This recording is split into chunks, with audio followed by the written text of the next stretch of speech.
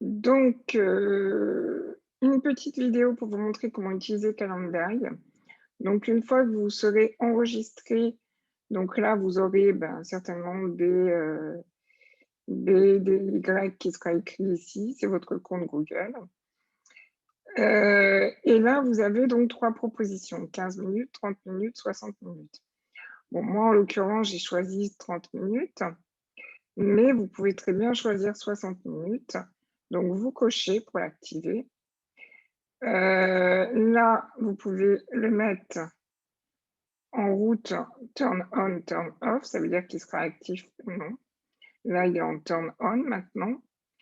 Et pour modifier l'édition, vous cliquez sur les paramètres, vous faites Edit. Et là, donc, vous pouvez dire si c'est en personne, si c'est un appel téléphonique, un Zoom, enfin voilà, vous pouvez choisir ce que vous voulez. Vous pouvez marquer une petite description en mettant, par exemple, les éléments dont vous aurez besoin pendant la conversation. Vous pouvez choisir la couleur, vous pensez à sauver une fois que c'est terminé. Quand les personnes peuvent-elles prendre rendez-vous? Alors c'est là que c'est intéressant.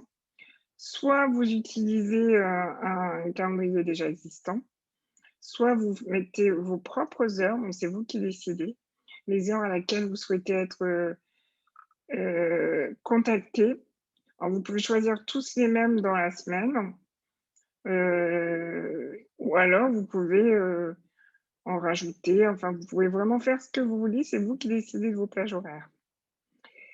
Vous pouvez ajouter aussi un temps avant et après les événements. Si par exemple vous voulez 15 minutes avant, 15 minutes après, le temps de faire quelque chose et tout, c'est tout à fait possible. Et qu'est-ce que alors si vous êtes comme moi pas très doué en anglais, vous pouvez traduire directement avec Google Traduction. Donc, définissez la fréquence des créneaux horaires disponibles pour les invités. Donc là, en l'occurrence, c'est 60 minutes. Et ils ne peuvent pas prendre de rendez-vous avant, par exemple, 4 heures avant le début d'un rendez-vous. C'est-à-dire, vous êtes prévenu au moins 4 heures avant que vous avez un rendez-vous. Vous pouvez augmenter, bien sûr, le nombre d'heures. Et vous pouvez aussi mettre le nombre maximum d'événements autorisés par jour. C'est-à-dire, si vous décidez de recevoir 3 appels par jour, ici, vous allez marquer 3. Donc voilà, c'est là où c'est intéressant.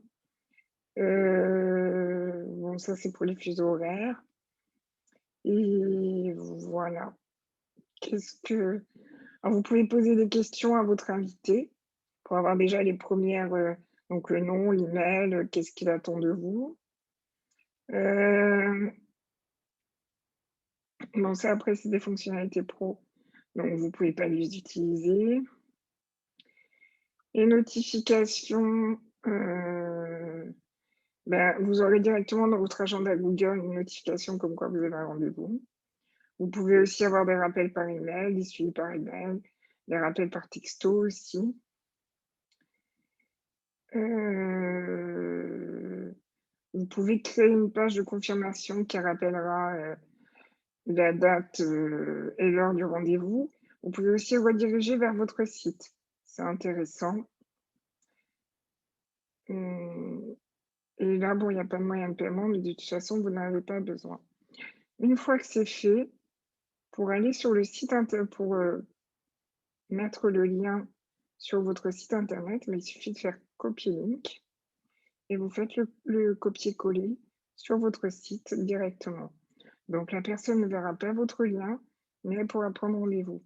Alors c'est un lien de ce type-là, Calendly, vous voyez, moi c'est Jenny Univers 64. Donc voilà, j'espère que ça vous aura été utile et je vous souhaite une bonne journée.